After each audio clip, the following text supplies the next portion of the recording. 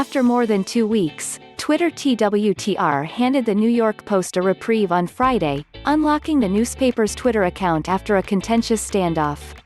The decision required Twitter to again change its own policies, something it had already been forced to do once during its highly public feud with the Post.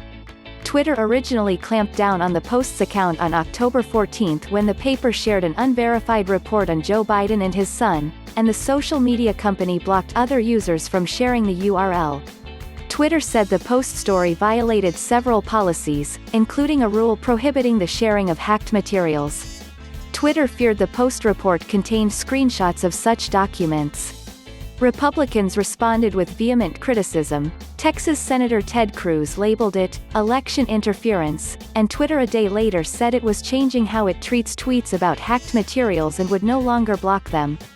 Instead, Twitter said it would append a label to add context. Additionally, the company said it would start allowing the Post's Biden story to be shared.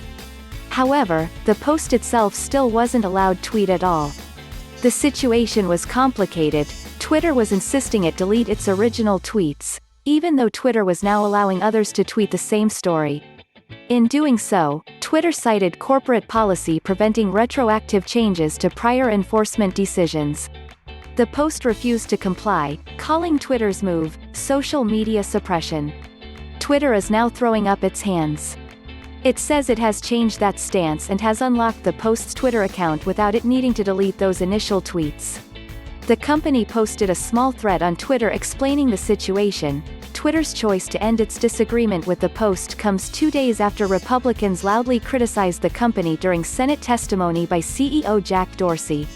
Cruz again took the opportunity to express his unhappiness, theatrically asking Dorsey, "Who the hell elected you and put you in charge of what the media are allowed to report and what the American people are allowed to hear?" The shifting rules underscore the fluidity of Twitter's approach to misinformation and other content violating its standards. The company is likely to be tested further during next week's presidential election, a moment when social media will play a large role in distributing information to voters.